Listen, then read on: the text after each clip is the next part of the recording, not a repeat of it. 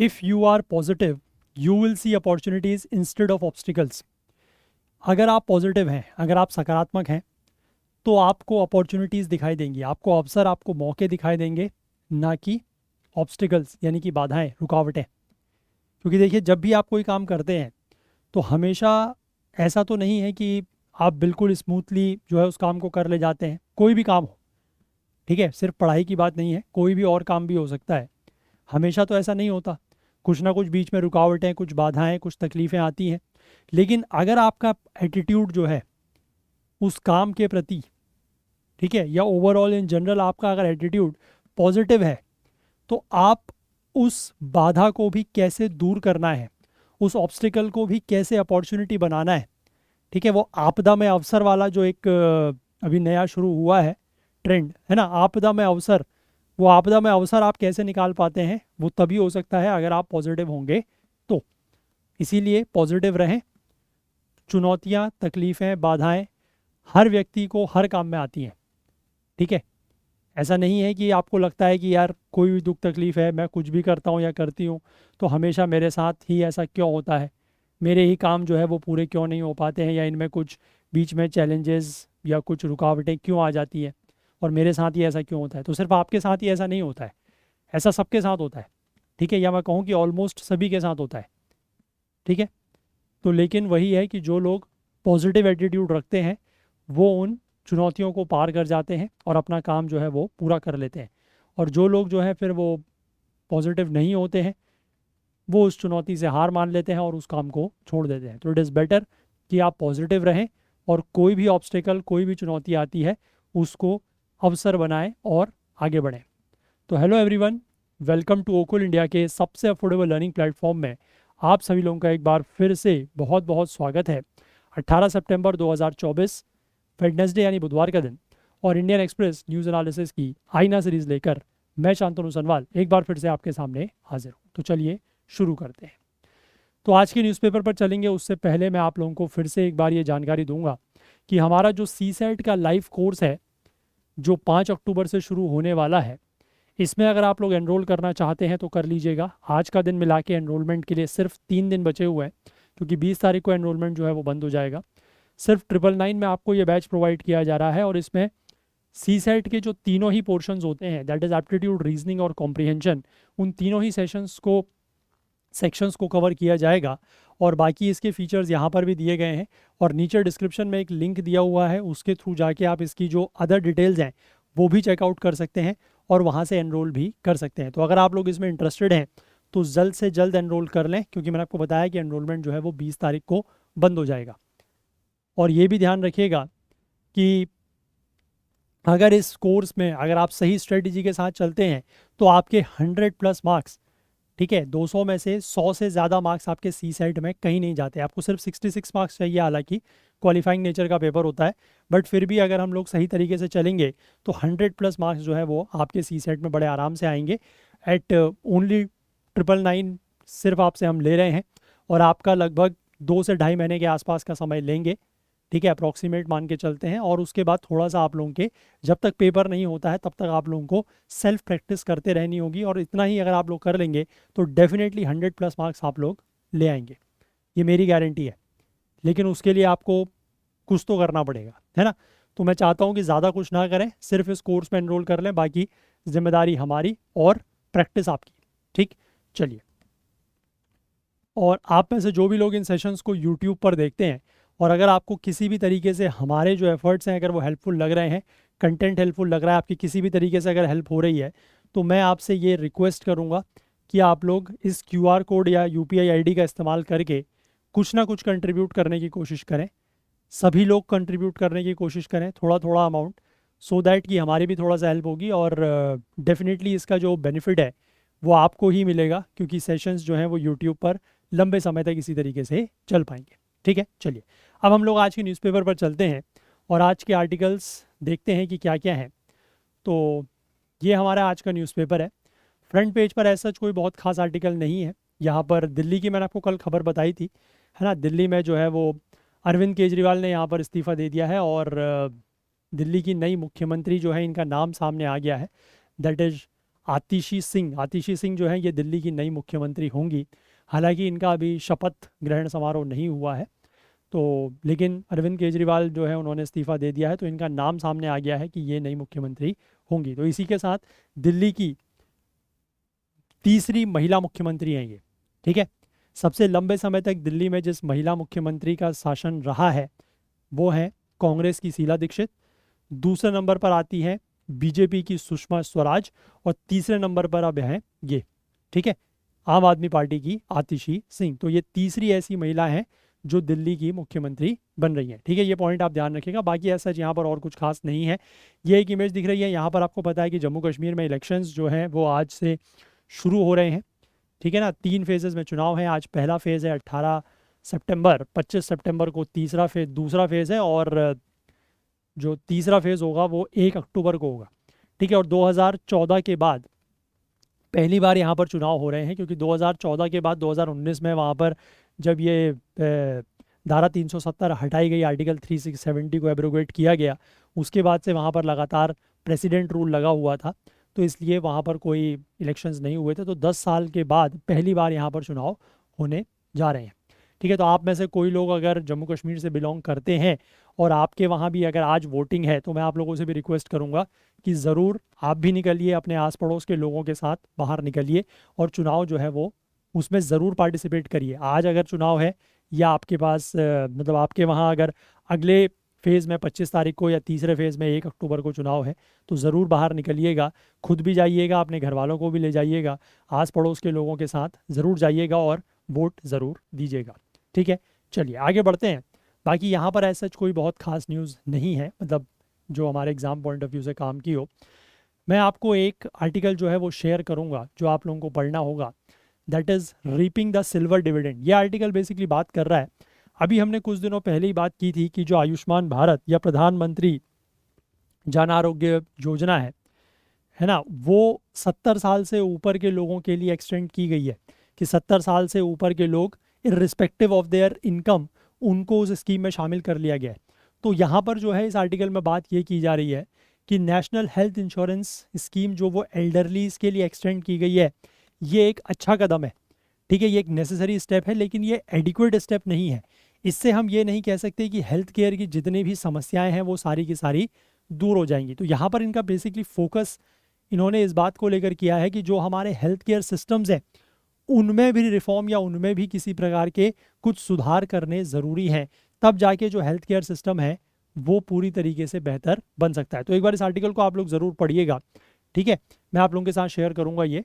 अच्छा, मैं जितने भी आर्टिकल्स आप लोगों के साथ शेयर करता हूँ, मैं एक्सपेक्ट करता हूँ, उम्मीद करता हूँ कि आप सभी लोग उनको पढ़ते होंगे और उनमें से जो भी पॉइंट्स आपको रेलिवेंट लगते हैं उनको आप लोग शॉर्ट में नोट्स करते भी होंगे, ठीक है, क्योंकि वो ज़रूरी है। ध्यान रखिएगा कि वो जो पॉइंट्स आप लोग नोट कर रहे हैं ना कहीं उन्हीं पॉइंट्स के आधार पर या उन्हीं पॉइंट्स को के इर्द गिर्द या उन्हीं पॉइंट्स के चारों तरफ आप जो है अपने मेंस के आंसर लिखने वाले हैं। कि ध्यान रखिएगा, अगर उस टॉपिक या उस क्वेश्चन में से मतलब उस इशू में से अगर क्वेश्चन आता है मेंस में, तो उसी पॉइंट्स के आसपास लिखेंगे आप, ठीक है। तो इसलिए कुछ कीवर्ड्स, कुछ पॉइंट्स ज़रूर नोट डाउन करें और शॉर्ट में नोट डाउन करें, सो दैट कि वो बहुत ज़्यादा बल्कि ना हो रिवीजन के लिए भी और याद करने के लिए भी, ठीक है।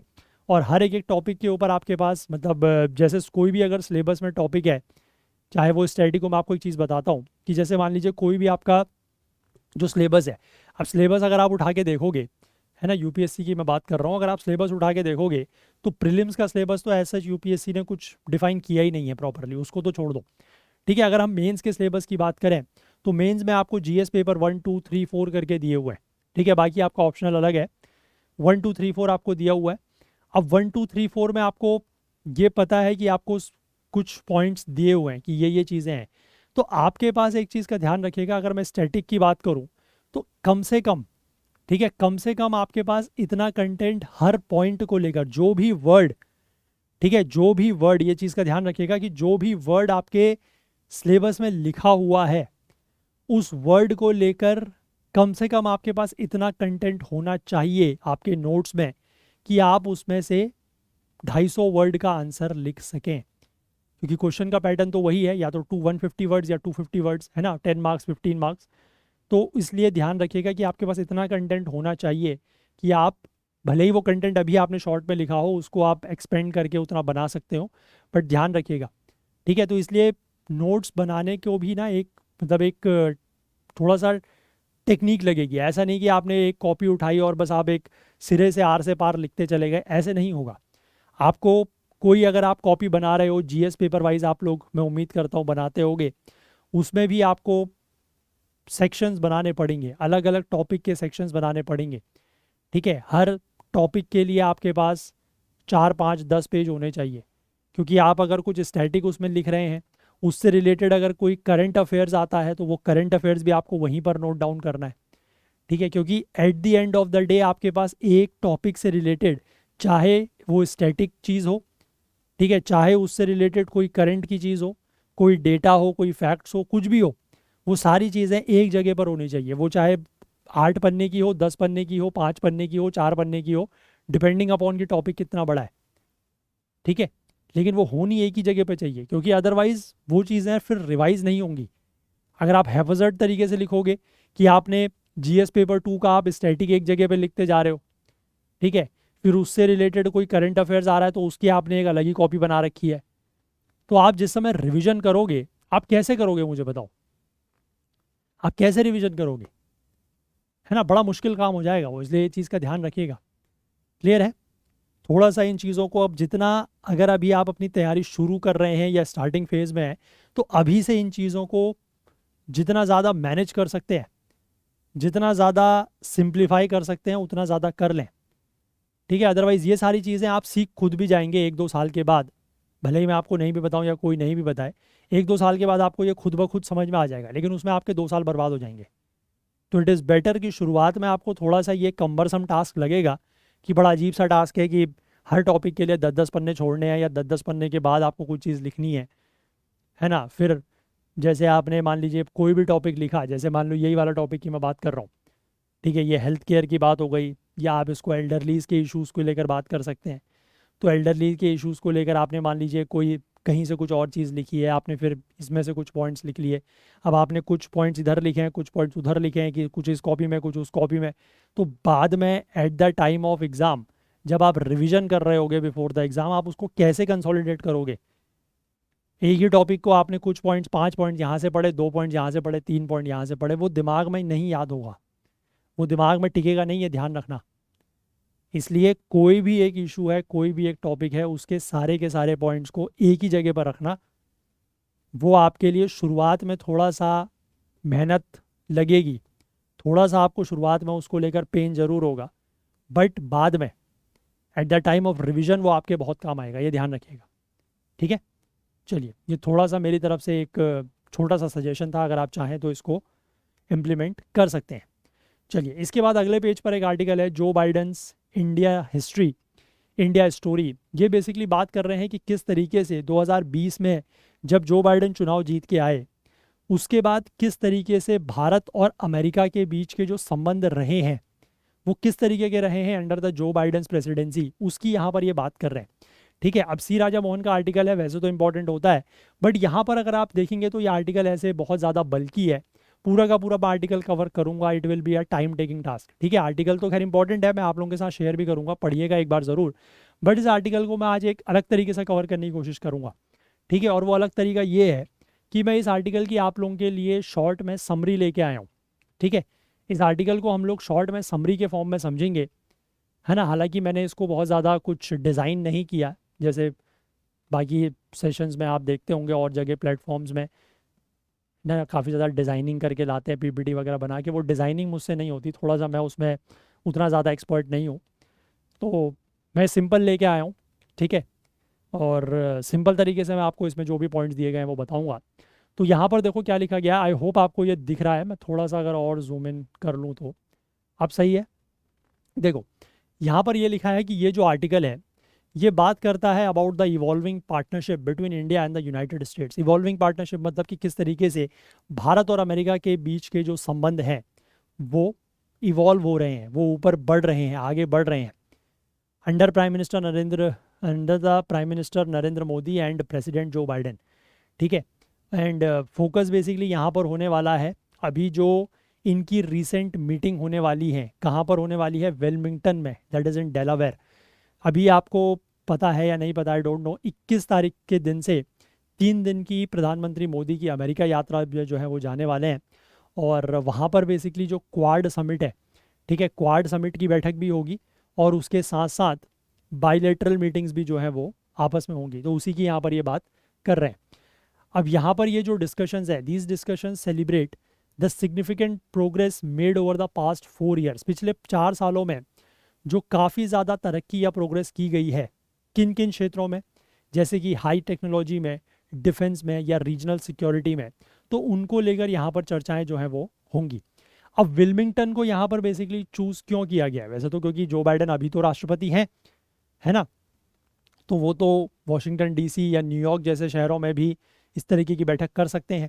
पर उन्होंने ये शहर को क्यों चुना, विल्मिंगटन को?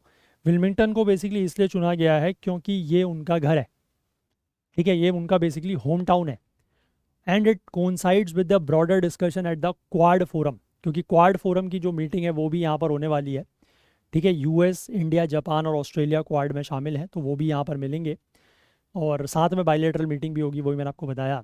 अब Biden administration has worked to solidify Quad as a strategic forum in Asia, continuing efforts to enhance cooperation among its members. तो बाइडेन का जो एडमिनिस्ट्रेशन रहा है पिछले 4 सालों में, उन्होंने इस बात की को लेकर काम किया है कि क्वाड को एक इम्पॉर्टेंट स्ट्रेटेजिक फोरम जो है वो एशिया में इस रूप में उसको डेवलप किया जाए।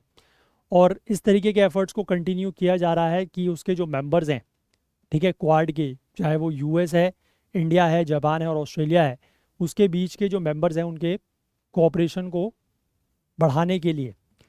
अब जब बाइडेन ने ऑफिस एज्यूम किया था, मतलब 2020 में जब ये अपने पद पर आए थे 2020 में, तो इंडिया में इस बात को लेकर काफ़ी स्केप्टिसिज्म थे। स्केप्टिसिज्म का मतलब होता है डाउट, ठीक है। इस बात को लेकर काफ़ी डाउट थे regarding weather his administration would maintain the momentum established under president Trump, कि प्रेसिडेंट ट्रंप क्योंकि उससे पहले थे 2016 से 20 तक, तो उनके अंतर्गत, मतलब उनके टर्म के दौरान जिस तरीके का मोमेंटम आया था, क्या वो मेंटेन रहेगा, ठीक है। ये एक स्केप्टिसिज्म था। ट्रम्प की जो पॉलिसीज़ थी उसने एलिवेट किया था इंडिया के स्ट्रेटेजिक इंपॉर्टेंस को bye focusing on withdrawing from Afghanistan, ठीक है, downgrading ties with Pakistan and confronting China's growing assertiveness. तो बेसिकली कुछ इस तरीके की पॉलिसीज़ थी ट्रम्प की, जिसकी वजह से भारत जो है उसकी स्ट्रेटेजिक इंपॉर्टेंस बढ़ गई थी। चाहे उनका फोकस ये था कि जो ये इससे अफ़गानिस्तान से विड्रॉ करना है ना, और पाकिस्तान के साथ जो अपने संबंध हैं उनको थोड़ा सा कम करना है। चाइना के साथ जो चाइना की असर्टिवनेस या चाइना का जो आप कह सकते हैं वर्चस्व बढ़ रहा था इधर एशिया में, उसको कन्फ्रंट करना, यानी कि उसको एक तरीके से अपोज करना। तो इस तरीके की पॉलिसीज़ की वजह से, ये पॉलिसीज़ मैं ट्रम्प की बता रहा हूँ, इसकी वजह से इंडिया की जो स्ट्रेटेजिक इंपॉर्टेंस है वो बढ़ जाती है। अब these moves had shifted Washington's view of India from a regional South Asian player to a central actor in the Indo Pacific strategy. अब इस तरीके के कदमों की वजह से, मतलब ये जो मूव्स किए गए, इनकी वजह से पहले वॉशिंगटन या अमेरिका जो है वो भारत को सिर्फ एक साउथ एशियन प्लेयर, एक रीजनल साउथ एशियन प्लेयर के रूप में मानता था, ठीक है। इससे ज़्यादा कोई भारत की बहुत ज़्यादा आप कह सकते हैं इंपॉर्टेंस अमेरिका की नज़रों में नहीं थी। लेकिन इसके बाद अब वो इंडो पैसिफिक स्ट्रेटेजी में एक सेंट्रल एक्टर, एक मेन प्लेयर जो है वो बन गया। अब ट्रम्प की पॉलिसीज़ जैसे कि क्वाड को रिवाइव करना, इसने रीडिफाइन किया कि how US viewed Asia and India's role within it, ठीक है। उसने ये चीज़ रीडिफाइन करी कि किस तरीके से अमेरिका जो है वो एशिया को देखता है और एशिया में भारत का क्या रोल है उसको देखता है। अब इसके बाद तो स्केप्टिसिज्म यही था कि ये सारी की सारी पॉलिसीज़ जो ट्रम्प ने शुरू की थी या रिवाइव की थी, कि क्या ये बाइडेन का जो टर्म आएगा 2020 के बाद, क्या उसमें आगे कंटिन्यू होंगी या नहीं होंगी। तो to the surprise of many, Biden chose not only continue Trump's strategy but expand upon it, ठीक है। अब ये बड़ी मतलब आश्चर्य की बात है, कई सारे लोग इसको लेकर सरप्राइज या आश्चर्य भी हुए कि बाइडेन ने ये चूज़ किया कि ना सिर्फ ट्रम्प की जो स्ट्रेटेजी थी उनको कंटिन्यू किया, बल्कि उनके ऊपर एक्सपेंड भी किया। Unlike Trump who often sidelined alliances. अब ट्रम्प के साथ बेसिकली क्या था कि वो अपने अलायंसेस को बहुत ज़्यादा इंपॉर्टेंस नहीं देते थे। तो बाइडेन ने partnerships at the heart of foreign policy specially in Asia, ठीक है, पार्टनरशिप्स के ऊपर बहुत ज़्यादा फोकस किया अपनी फॉरेन पॉलिसी में और खासकर एशिया में। उनका जो एडमिनिस्ट्रेशन है, ये बात हो रही है अब बाइडेन की, focused on building a new balance of power in the region to counter Asia's China's influence, कि चाइना के इन्फ्लुएंस को काउंटर करने के लिए यहाँ पर इन्होंने इस बात के ऊपर फोकस किया कि एक नया बैलेंस ऑफ पावर जो है वो बनाया जाए एशिया के रीजन में। Maintaining Trump's tariff on China's goods, ठीक है, चाइना के गुड्स के ऊपर जो टेरिफ लगाने की पॉलिसी थी ट्रम्प की, उसको मेंटेन किया, मतलब उसके ऊपर उस पॉलिसी को कंटिन्यू रखा। And implementing the stricter controls on technology transfers to China, ठीक है, और चाइना की जो मतलब जो टेक्नोलॉजी ट्रांसफ़र टू चाइना है उसको लेकर स्ट्रिक्ट कंट्रोल ये लागू रखे। ये अभी भी है, ठीक है, कि चाइना को जो है वो टेक्नोलॉजी ट्रांसफ़र अमेरिका बड़े आसानी से करता नहीं है। ये बेसिकली ट्रम्प के समय पे शुरू हुआ था और बाइडेन के समय में भी ये जारी रहा, ठीक है, यहाँ तक आप बात समझे।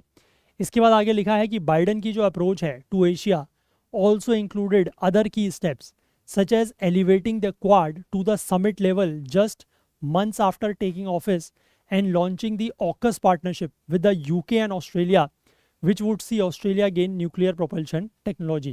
तो बाइडेन की जो अप्रोच थी टूवर्ड्स एशिया उसमें कुछ और कदम भी थे, जैसे कि क्वाड को एक समिट लेवल तक बढ़ाया गया है ना, अपने ऑफिस संभालने के कुछ महीने के बाद ही उन्होंने ये काम किया। और साथ ही साथ यूके और ऑस्ट्रेलिया के साथ मिलकर उन्होंने एक और पार्टनरशिप करी, दैट इज़ ऑकस, ठीक है, जिसमें ऑस्ट्रेलिया को न्यूक्लियर प्रोपल्शन टेक्नोलॉजी जो है वो मिल गई। साथ ही साथ यूएस के जो अलाइज हैं जैसे कि जापान, ऑस्ट्रेलिया और फिलीपींस, इनके साथ भी अपने संबंधों को बेहतर किया। आसियान कंट्रीज़ के साथ इंगेजमेंट बढ़ाया and paying attention to the neglected areas like the Pacific islands, और जो पैसिफिक आइलैंड्स जिनके ऊपर अमेरिका का बहुत ज़्यादा ध्यान नहीं था उनके ऊपर भी अटेंशन देनी शुरू की। Biden also worked to resolve historical tensions between South Korea and Japan. South Korea और जापान के बीच में भी जो काफ़ी लंबे समय से टेंशंस चल रही थी उनको रिजॉल्व करने के लिए भी इन्होंने कोशिश की और एक स्ट्रॉन्गर ट्राइलेटरल पार्टनरशिप बनाई है नॉर्थ ईस्ट एशिया में, ठीक है। तो ये सारे काम इनके अंदर इनके टर्म के दौरान हुए हैं। The convergence of US and Indian perceptions regarding the China challenge began during the Trump's years, notably after the violent border clashes between India and China in Galwan in 2020। अब चाइना को लेकर जो अमेरिका और भारत का परसेप्शन था वो एक जैसा कब हुआ, हालांकि वो था तो ट्रम्प के समय से ही ऐसा है ना, लेकिन जब 2020 में इंडिया और चाइना के बीच में बॉर्डर क्लैशेस होने शुरू हुए, खासकर ये गलवान का जो इशू हुआ, उसके बाद से ये चीज़ें बहुत ज़्यादा बढ़ गई। इकोनॉमिकली इंडिया ने ये चीज़ रिकॉग्नाइज करनी शुरू करी कि उसका चाइना के साथ जो ट्रेड डेफिसिट है वो बढ़ता जा रहा है और ये उसकी ये आर्थिक सुरक्षा या इकोनॉमिक सिक्योरिटी के लिए क्या है, बहुत बड़ा खतरा है। Despite this alignment, shared strategic interest don't always lead to concrete outcomes without strong leadership, ठीक है। अब ये दोनों देश एक तरीके से मतलब इनका अलाइनमेंट तो था ही इस बात को लेकर, लेकिन स्ट्रेटेजिक इंटरेस्ट भी इनके एक जैसे थे, लेकिन कोई कंक्रीट आउटकम्स नहीं आए क्योंकि स्ट्रॉन्ग लीडरशिप, मतलब स्ट्रॉन्ग लीडरशिप के बिना जो है वो कंक्रीट आउटकम नहीं आते हैं, ऐसा इनका कहना है। तो बाइडेन की जो पॉलिसीज़ थी particularly in areas like technology and defence helped build on the convergence, while Modi pushed India's traditionally cautious establishment to seize these opportunities, ठीक है। बाइडेन की जो पॉलिसीज़ थी टेक्नोलॉजी और डिफेंस के एरियाज़ में, तो उससे ये कन्वर्जेंस हो पाया, ठीक है, ये परसेप्शन जो है वो एक तरफ आ पाया और मोदी ने भी इस बात को लेकर पुश किया कि भारत की जो कॉशियस इस्टेब्लिशमेंट है, मतलब जो पहले से इस तरीके की चीज़ों को लेकर बहुत ज़्यादा ओपन नहीं थे, कि उसने भी इस मौके का जो है वो फ़ायदा उठाया। One of the most significant outcomes of Biden's term has been the launch of ICET, ठीक है। बाइडेन के टर्म के दौरान ये जो ICET लॉन्च हुआ ये एक बहुत सिग्निफिकेंट आउटकम है। जनवरी 2023 में ICET ने भारत और अमेरिका की जो टेक्नोलॉजी कोऑपरेशन है उसको एक नए स्तर पर, एक नए लेवल पर वो लेके गया है, जिसमें जॉइंट डेवलपमेंट, कुछ एरियाज़ में जॉइंट डेवलपमेंट जैसे सेमीकंडक्टर या जेट इंजन के प्रोडक्शन को लेकर है ना, जॉइंट डेवलपमेंट के ऊपर फोकस किया गया है। बाइडेन की जो स्ट्रेटजी है रेजिलियंट ग्लोबल सप्लाई चेन बनाने की, इसने इंडिया को US efforts to reduce dependency on China and strengthen collaboration with trusted partners, उसमें इंडिया को जो है एट द सेंटर रखा है, क्योंकि ये पॉलिसी बेसिकली इनकी ये है, मतलब स्ट्रेटजी ये है कि global resilient global supply chains बनानी है, चाइना के ऊपर डिपेंडेंसी कम करनी है, ठीक है। और इसकी वजह से जो इनके ट्रस्टेड पार्टनर्स हैं उनके साथ कोलैबोरेशन जो है वो और ज़्यादा मजबूत हुआ है। बाइडन की जो पॉलिसी है also involve mobilizing America's allies to support India's growth in emerging technology sectors. तो उसमें ये भी हुआ है कि अमेरिका के जो और सपोर्टर हैं, मतलब जो और साथी देश हैं, उन्होंने भी भारत का सपोर्ट किया है इस तरीके की इमर्जिंग टेक्नोलॉजी सेक्टर्स में। The partnership is not one sided. अब लेकिन ये पार्टनरशिप सिर्फ वन साइडेड नहीं है, ऐसा नहीं है कि सिर्फ अमेरिका ने ही भारत को मदद की है। इंडिया का जो टैलेंट है, जो कंपनीज है और स्टार्टअप्स है, वो भी यूएस इकोनॉमी और सिक्योरिटी में बहुत ज़्यादा कंट्रीब्यूट कर रहे हैं। US has become a major destination for India's defence exports, ठीक है, reflecting the mutual benefits of the relationship. तो यहाँ पर दोनों देशों के बीच के जो रिलेशनशिप है, जो रिश्ते हैं, उसमें दोनों ही देशों को फ़ायदा हो रहा है, म्यूचुअल बेनिफिट्स हो रहे हैं, क्योंकि अमेरिका जो है वो भारत का सबसे बड़ा डिफेंस एक्सपोर्ट है, ठीक है, मेजर डेस्टिनेशन है डिफेंस एक्सपोर्ट का। Biden also aligned with India's preference to not turn the Quad into a military alliance but rather a platform for providing public goods in the Indo Pacific, ठीक है। भारत की भी ये preference थी कि quad को जो है वो एक मिलिट्री अलायंस ना बनाया जाए, अदरवाइज ये नाटो की तरह ऑर्गेनाइजेशन हो सकता था आने वाले समय में। तो ये भारत की प्रेफरेंस थी और बाइडन ने भी इस बात को जो है वो सपोर्ट किया पूरी तरीके से, है ना। And this has led to our regional cooperation in areas like maritime security, cyber security, telecommunications and disaster relief. तो इसकी वजह से ये एक रीजनल कोऑपरेशन जो है इन एरियाज़ में हो रहा है ना, maritime security, cyber security, telecommunication, disaster relief, इन सब चीज़ों को लेकर। अब ये आर्टिकल जो है इस बात के ऊपर भी एम्फोसिस डालता है कि that the depth of shared strategic interest, strong political commitment and new mechanisms for cooperation both bilateral and multilateral have brought unprecedented stability to the India US partnership. वो इस बात पर भी मतलब ये आर्टिकल फोकस कर रहा है कि किस तरीके से जो दोनों देशों के बीच के स्ट्रेटेजिक इंटरेस्ट हैं, कॉमन स्ट्रेटेजिक इंटरेस्ट हैं, शेयर्ड स्ट्रेटेजिक इंटरेस्ट हैं, पॉलिटिकल कमिटमेंट बहुत ज़्यादा स्ट्रॉन्ग है दोनों तरफ से, और कोऑपरेशन के जो नए मैकेनिज़म्स हैं, चाहे वो बाइलेटरल हो चाहे मल्टीलेटरल हो, इसकी वजह से दोनों देशों के बीच में जो स्टेबिलिटी है, जो आज से पहले कभी नहीं थी, अनप्रेसिडेंटेड, ठीक है, अभूतपूर्व जिसको कहते हैं, उस तरीके की स्टेबिलिटी जो है वो भारत और अमेरिका के संबंधों में या साझेदारी में, पार्टनरशिप में आई है।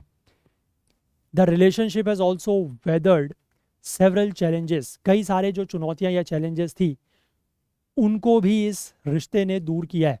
जैसे कि अभी अगर हम बात करें रशिया यूक्रेन कन्फ्लिक्ट, ठीक है, रशिया यूक्रेन कन्फ्लिक्ट को लेकर दोनों देशों के अलग अलग विचार हैं, and allegations of an Indian involvement in an assassination attempt on a US citizenship. ये भी हुआ था कि एक यूएस सिटीजन के ऊपर भारत ने जो है वो एक उसको मारने का प्रयास किया था, उसकी हत्या का प्रयास किया था। तो इस रिश्ते की वजह से ये मतलब इसमें इतनी ज़्यादा स्टेबिलिटी है कि ये सारे जो चैलेंजेस हैं उनको भी दूर किया गया है। Despite ongoing scepticism in both Capitals about the long term durability of the relationship, the Biden administration has managed to advance US-India ties significantly, laying a solid foundation for future cooperation। अभी दोनों देशों के बीच में अभी भी इस बात को लेकर कुछ स्केप्टिसिज्म या डाउट है कि ये जो रिश्ता है भारत और अमेरिका के बीच में वो लॉन्ग टर्म में कितना ड्यूरेबल रहेगा। लेकिन बाइडन की एडमिनिस्ट्रेशन ने इतना काम तो किया है ना, अमेरिका और भारत के रिश्ते को सिग्निफिकेंटली जो है वो मजबूत बनाया है, इसको एडवांस किया है, और फ्यूचर कोऑपरेशन के लिए एक सॉलिड फाउंडेशन तो ले किया गया है। अब this progress has set the stage for even boulder initiatives in the coming years. तो आने वाले समय में और ज़्यादा बोल्ड इनिशिएटिव्स जो हैं वो दोनों देशों के बीच में लिए जा सकते हैं, regardless of who takes over the US presidency next, ठीक है। इस बात से ज़्यादा फर्क नहीं पड़ता कि कौन अमेरिका का अगला राष्ट्रपति बनता है, whether it will be Donald Trump और whether it will be Kamala Harris. उसके रिगार्डलेस भारत और अमेरिका के बीच के जो रिश्ते हैं वो और ज़्यादा बेहतर हो सकते हैं। इतना काम जो है वो कम से कम बाइडन के टर्म में हो चुका है, ठीक है। तो इस चीज़ को लेकर ये बात यहाँ पर की गई है। मैंने आपको ये आर्टिकल इस तरीके से समझाया समरी के फॉर्म में। मैं आपके साथ जो ये आर्टिकल है ओरिजिनल ये शेयर भी करूँगा, इसको आप एक बार पढ़िएगा अभी, ठीक है, और जो मैंने आपको समझाया उसके हिसाब से आप इन चीज़ों को देखिएगा, तो मुझे लगता है कि चीज़ें आपको समझ में आएंगी। मैं पूरा इसको पढ़ूंगा तो थोड़ा सा लैंग्वेज भी डिफ़िकल्ट होती है कभी कभी, है ना, और कुछ मतलब समझने में थोड़ा सा दिक्कत होती है, बट जैसे मैंने आपको वो समरी के फॉर्म में बता दिया, अब आप इसको पढ़ेंगे तो it will be really easy, अब आपको समझ में आ जाएगा बात, है ना। चलिए, तो क्लियर है ये, और ये तरीका आपको कैसा लगा ये भी एक बार मुझे ज़रूर आप लोग कमेंट सेक्शन में बताइएगा। इसके बाद एक आर्टिकल जो है वो हमें एक्सप्लेन पेज पर देखना है, nature of the Jammu and Kashmir assembly. तो थोड़ा सा इसके बारे में बात करेंगे क्योंकि ये इंपॉर्टेंट है, टॉपिक भी इंपॉर्टेंट है, क्योंकि जम्मू कश्मीर में 10 साल के बाद पहली बार चुनाव हो रहे हैं 2014 के बाद। तो सवाल यहाँ से प्रीलिम्स वगैरह में डेफिनेटली बन सकता है, तो इस आर्टिकल को भी हम लोग देखेंगे। और यही दो आर्टिकल्स थे जो आज हमें डिस्कस करने थे, ठीक है, तो एक तो हमने देख लिया। अब हम लोग ये वाला आर्टिकल देखेंगे, that is nature of JNK assembly. तो first phase of polling for the Jammu and Kashmir assembly जो है वो वेडनेसडे यानी कि आज हो रहा है, और given that this is the first election since 2019 लिखा गया, हालांकि इलेक्शन जो है वो 2014 में ही हुआ था, when the constitutional impact compact of Jammu and Kashmir was altered by the abrogation of Article 370. The new legislative assembly will be substantially different from the earlier assemblies. लेकिन जो नई असेंबली यहाँ पर बनी है आर्टिकल 370 के हटने के बाद, मतलब जो बनेगी चुनाव के बाद ही असेंबली बनेगी, है ना, तो वो पुरानी असेंबली से काफ़ी अलग होगी। अब क्या उसमें अलग होगा वही हमें समझना है।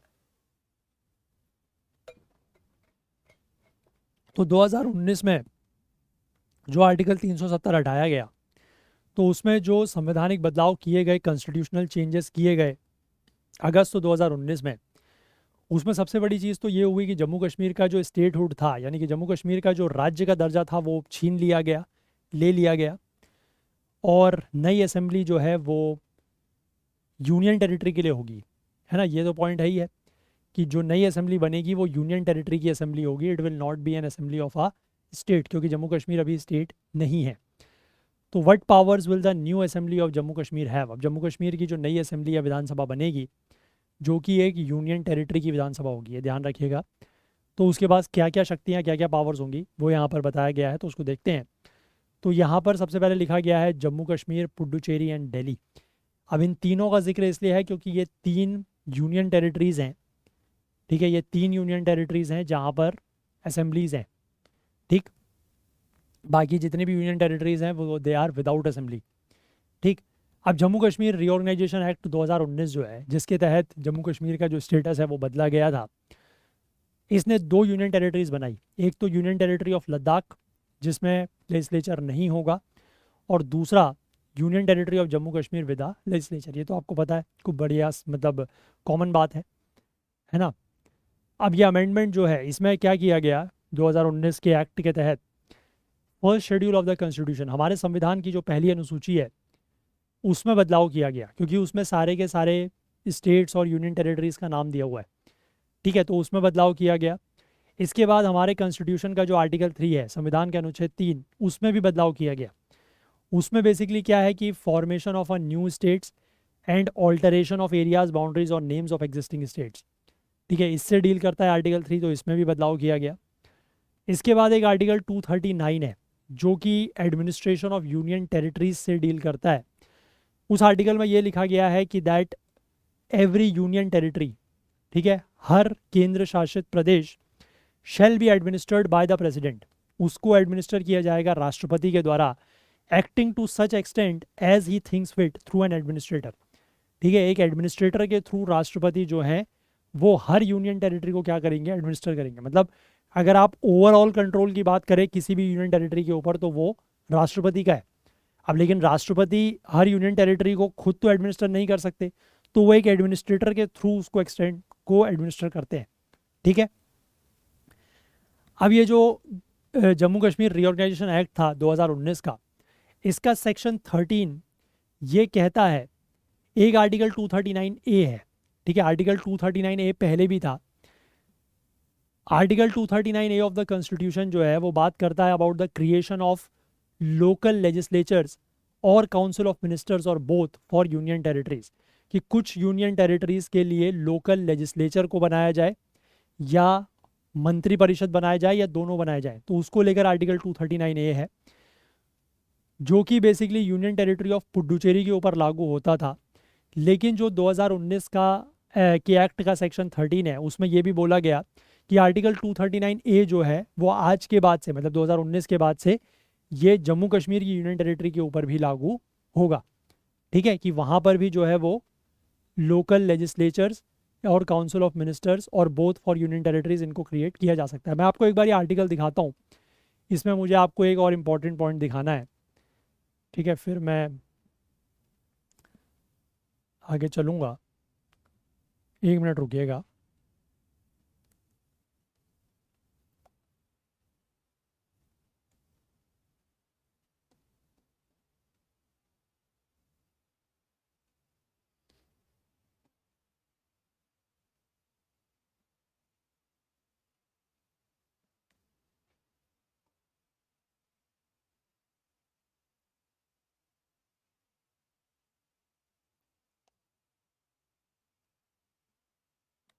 मैंने आपको बोला आर्टिकल 239A।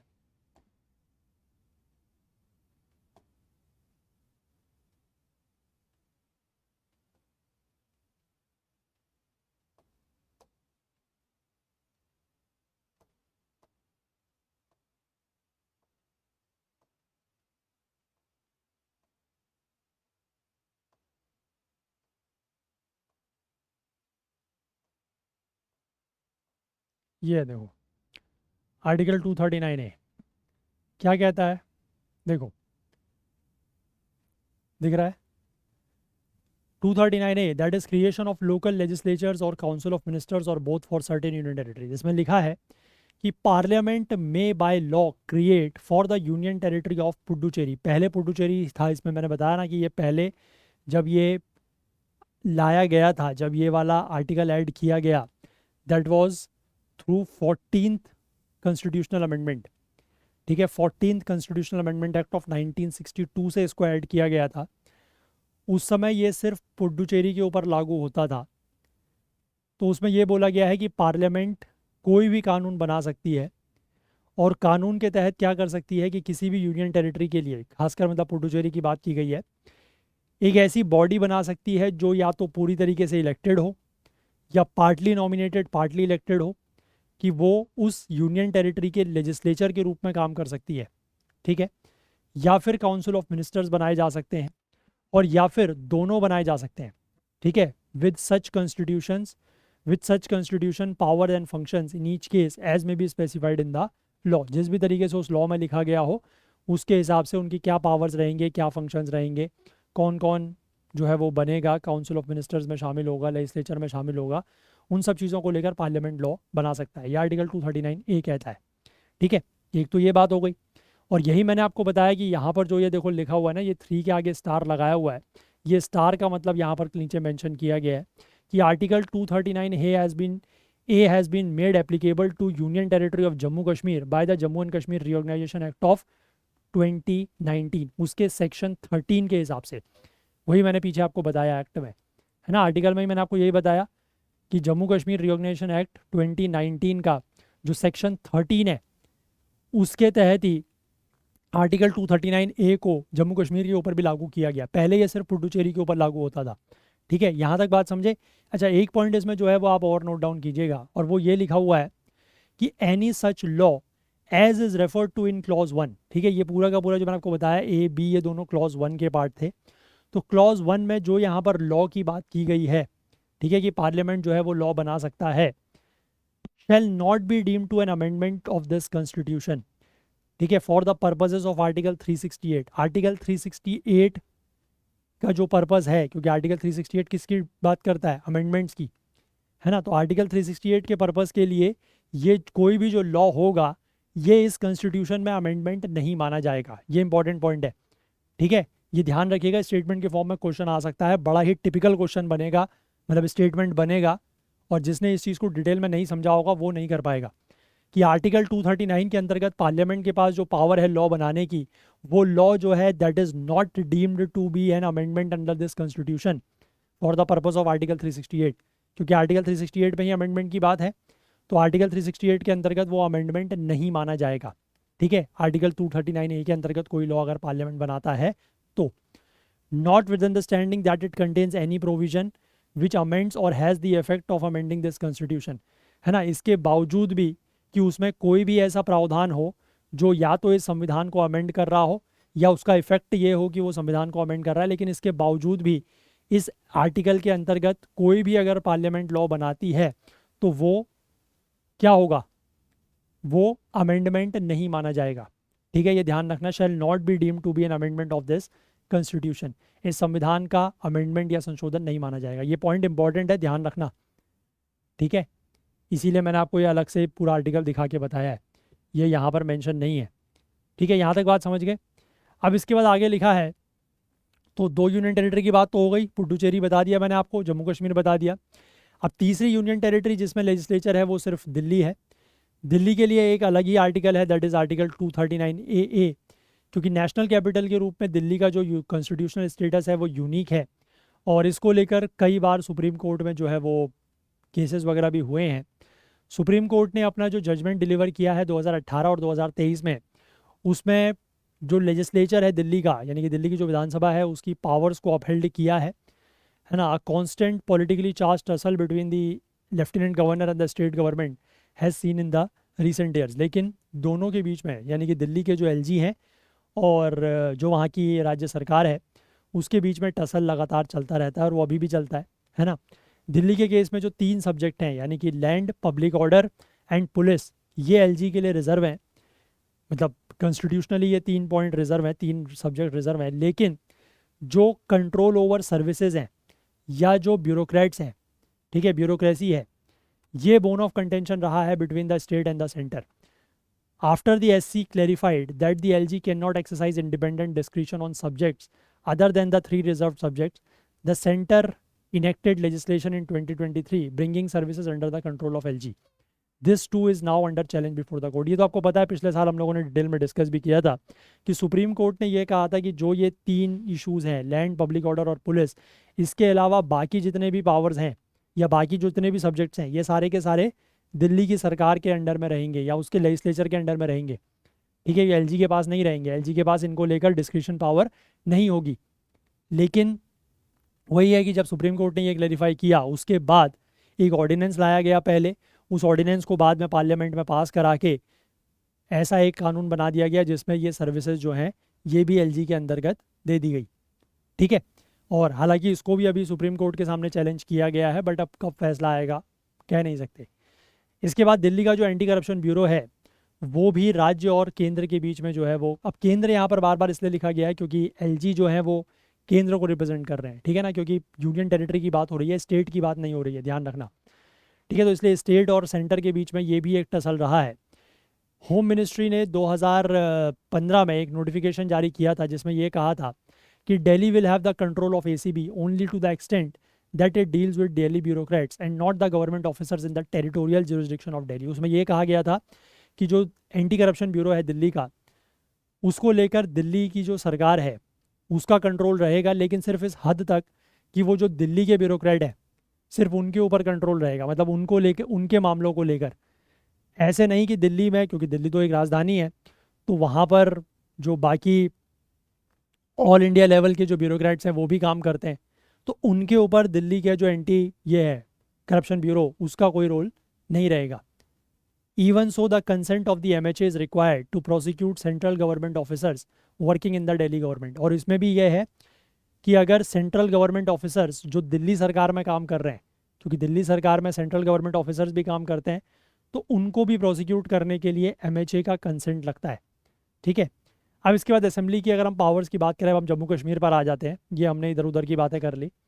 अब इसमें लिखा है कि 1947 का जो इंस्ट्रूमेंट ऑफ एक्सेशन था, उसके तहत जम्मू कश्मीर ने भारत को जो एसीड किया था वो सिर्फ 3 मामलों में किया था, डिफेंस, फॉरेन अफेयर्स और कम्युनिकेशंस। यानी कि भारत के पास जो है वो पावर, मतलब इंडिया के पास पावर सिर्फ इन 3 चीज़ों को लेकर रहेगी, और बाकी चीज़ों को लेकर पावर जो है वो जम्मू कश्मीर के पास रहेगी। ऐसा ही हुआ था, लेकिन आर्टिकल 370 जो है, जो एब्रोगेशन से पहले था, 2019 से पहले, उसमें पार्लियामेंट के पास लिमिटेड लेजिस्लेटिव पावर थी जम्मू कश्मीर को लेकर, है ना।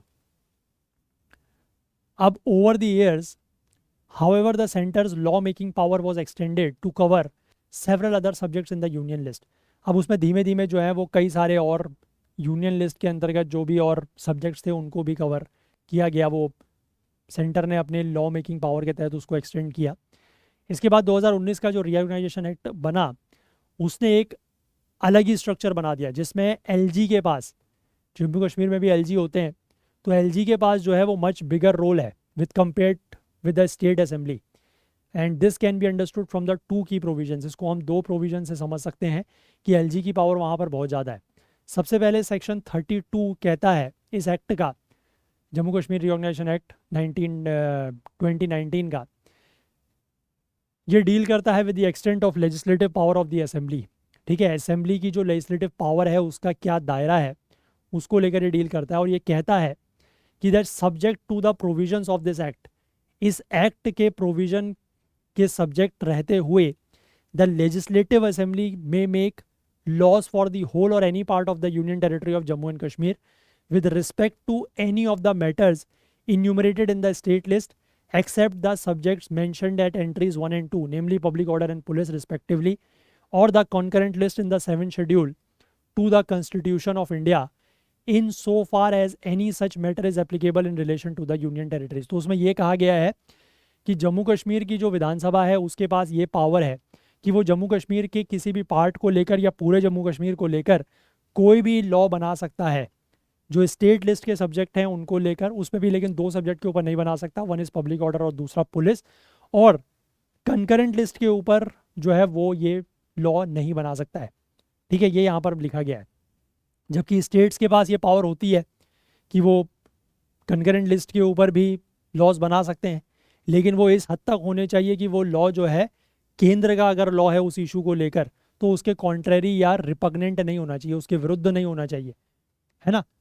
और अगर कहीं पर कोई कॉन्ट्राडिक्शन होता है तो फिर सेंटर का लॉ प्रिवेल करता है, वो हमें पता है, आर्टिकल 254 अभी कुछ दिनों पहले ही हमने जिक्र किया है उसका भी, है ना। लेकिन यहाँ पर ये ध्यान रखिएगा कि जम्मू कश्मीर की विधानसभा के पास ये पावर नहीं है कि वो कंकरेंट लिस्ट के ऊपर लॉ बना सके, ठीक, क्योंकि 2019 के एक्ट का सेक्शन 32 ये कहता है। इसके बाद दूसरा प्रोविजन ये कहता है कि even for this the 2019 act has a key rider, that is section 36 which deals with the special provisions as to financial bills. अब फाइनेंशियल बिल्स को लेकर यहाँ पर कुछ प्रोविजंस दिए गए। इस प्रोविजन में ये कहा गया है कि दैट अ बिल और amendment shall not be introduced into or moved in the legislative assembly except on the recommendation of the lieutenant governor, कि लेफ्टिनेंट गवर्नर की रिकमेंडेशन के बिना कोई भी ऐसा बिल जो फाइनेंशियल चीज़ों से डील करता है, जो फाइनेंशियल बिल है, उसको इंट्रोड्यूस या मूव नहीं कराया जा सकता। If such bills deal with among other aspect the amendment of the law with respect to any financial obligations undertaken or to be undertaken by the government of union territory. मतलब कोई भी financial obligation अगर या तो undertake की है या undertake की जाने वाली है यूनियन टेरिटरी के गवर्नमेंट के द्वारा, तो इस तरीके के बिल को इंट्रोड्यूस करने के लिए एलजी की प्रायर रिकमेंडेशन लगेगी। अब ये जो प्रोविज़न है इसके बहुत ज़्यादा इम्पैक्ट है, ये वर्ड इम्पैक्ट है, क्योंकि वर्चुअली कोई भी पॉलिसी डिसीजन अगर लिया जाए तो उससे फाइनेंशियल ऑब्लिगेशन तो यूनियन टेरिटरी का कहीं ना कहीं क्रिएट होगा ही होगा, क्योंकि सरकार कोई भी पॉलिसी लागू करेगी तो उसके लिए पैसा तो लगेगा, और पैसा जहाँ पर आया मतलब वहाँ पर वो फाइनेंशियल बिल हो गया। तो उसको लेकर मतलब हर बिल को लेकर आप ये समझिए कि इस तरीके की जो भी पॉलिसी इंप्लीमेंट अगर सरकार करना चाहे उसमें फाइनेंशियल ऑब्लिगेशन आएगा, और उस तरीके के बिल को इंट्रोड्यूस करने के लिए एलजी की परमिशन लगेगी। तो एलजी का रोल देखिए आप कितना ज़्यादा हो गया है यहाँ पर, ठीक है। अब इसके बाद जम्मू कश्मीर के जो एलजी की पावर है उसको लेकर यहाँ पर 2019 का act powers of Jammu Kashmir के एलजी को भी स्पेसिफाई करता है। सेक्शन 53 जो डील करता है with the role of council of ministers, वो ये कहता है कि lieutenant governor shall in the exercise of its function act in his discretion in a matter. ठीक है, कि लेफ्टिनेंट गवर्नर जो है अपने फंक्शंस को एक्सरसाइज करते समय डिस्क्रिशन में काम कर सकते हैं। किन मामलों में, किन मैटर्स में, देखिए, विच fall outside the purview of the powers conferred on the legislative assembly, कि ऐसे चीज़ें जो लेजिस्लेटिव असेंबली के मतलब ऐसी पावर्स जो लेजिस्लेटिव असेंबली के दायरे से बाहर हैं उनको लेकर एलजी के पास डिस्क्रिशन है, पहली चीज़। दूसरा है in which he is required by or under any law to act in his discretion or to exercise any judicial function. ठीक है, कि वो किसी भी लॉ के अंतर्गत अगर उनको ये बोला गया है, मतलब किसी भी लॉ में ये मेंशन है कि वो इस किसी भी उस मामले को लेकर अपने डिस्क्रिशन में काम कर सकते हैं या किसी भी जुडिशियल फंक्शन को लेकर, तो वो अपना डिस्क्रिशन दिखा सकते हैं। Related to all India services and anti corruption bureau, all India services और एंटी करप्शन ब्यूरो को लेकर भी उनके पास डिस्क्रिशन है। इसका मतलब ये हो गया कि पब्लिक ऑर्डर और पुलिस के अलावा the bureaucracy and the anti corruption bureau will also be under the LG's control, क्योंकि पब्लिक ऑर्डर और पुलिस को लेकर तो स्टेट लॉ वैसे ही नहीं बना सकती, और ब्यूरोक्रेसी और एंटी करप्शन ब्यूरो जो है वो भी एलजी कंट्रोल के अंदर आ गया, क्योंकि उनके पास क्या है, डिस्क्रिशन पावर हो गई, तो बात ही खत्म है यहाँ पर भी। इसके बाद आगे लिखा है the provision also says that when ever any question arises whether any matter is or is not a matter as respects with the lieutenant governor is by or under this act required to act in his discretion, the decision of the lieutenant governor in his discretion shall be final। ये बड़ी अजीब सी चीज़ है कि अगर कभी कोई ऐसा सवाल उठता है कि कोई मामला, ठीक है, any matter is or is not a matter as respects with the lieutenant governor, ठीक है, लेफ्टिनेंट गवर्नर के मामले में कोई मामला है या नहीं है, वो मतलब जब उन्होंने उस मामले को लेकर एक्ट किया है तो क्या वो उसको लेकर अपने डिस्क्रिशन में एक्ट कर सकते थे या नहीं कर सकते थे, तो उसको लेकर भी जो लेफ्टिनेंट गवर्नर का जो फैसला है अपने डिस्क्रिशन के थ्रू ही वो फाइनल माना जाएगा।